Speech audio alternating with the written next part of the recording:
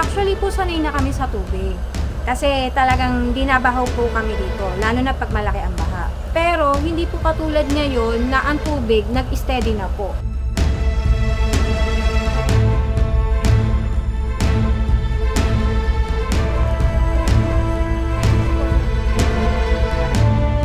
Dahil sa sobrang taas ang ginawa. Ang taas po kasi ng ginawa nila, halos dibdib na po ng tao. Ay, sabi po nila kasi, hintayin daw matapos. Hihintayin ba namin matapos? Mr. Dapat may action sila dito.